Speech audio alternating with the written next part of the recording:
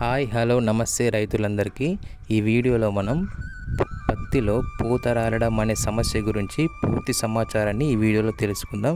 వీడియోని చివరి వరకు చూడండి. అలాగే మన వీడియోని ఎవరైనా కొత్తగా చూస్తే మన ఛానల్ని సబ్స్క్రైబ్ చేసుకొని బెల్ ఐకాన్ని క్లిక్ చేసి అలాగే వీడియోని లైక్ కూడా చేయండి. ఈ వీడియోలో మనం పత్తిలో పూత రాలడం అనే సమస్యను గురించి పూర్తి సమాచారాన్ని తెలుసుకుందాం.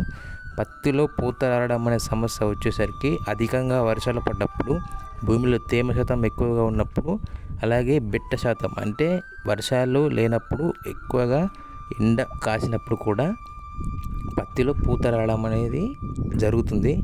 ఈ రెండు సమస్యలు ఉన్నప్పుడు పూత రాలుతుంది. రైతులు పూత రాలడం అనే సమస్య గుర్తించిన వెంటనే మందులు స్ప్రే చేసుకోవడం వల్ల పత్తిలో పూత రాలడం అనే సమస్యను మీరు సమర్థవంతంగా అరికట్టవచ్చు. అందులో ముఖ్యంగా మందులు వచ్చేసరికి బోరాన్, ఈ బోరాన్ అది 20% అని ఉంటుంది. దీని యొక్క కేజీని మనం స్ప్రే చేసుకోవాలి. ఈ బోరాన్ అనేది వచ్చేసరికి బోరాన్ లోపం వల్ల కూడా పత్తిలో పూత రాలడం అనేది జరుగుతుంది.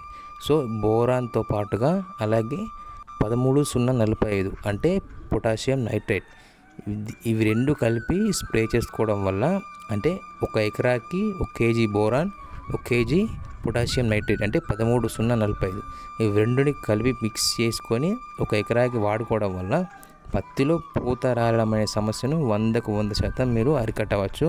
అలాగే ప్రతి పూత అనేది కాయగా మారడానికి కూడా దోహదపడుతుంది. సో ప్రతి రైతు కూడా పూత రాలడం అనే సమస్య మొదలైన వెంటనే ఇవి రెండు కలిపి మిక్స్ చేసి స్ప్రే చేసుకోండి. ఇలా స్ప్రే చేసుకోవడం వల్ల పూత రాలడం అనే సమస్య 100% అరికట్టవచ్చు. అలాగే మంచి దిగుబడులు కూడా పొందవచ్చు. ఒకవేళ మీకు ఈ వీడియో నచ్చినట్లయితే మన ఛానల్ని సబ్స్క్రైబ్ చేసుకొని బెల్ ఐకాన్ని ఆన్ చేయండి. అలాగే మన వీడియోని లైక్ కూడా చేయండి. So bye friends.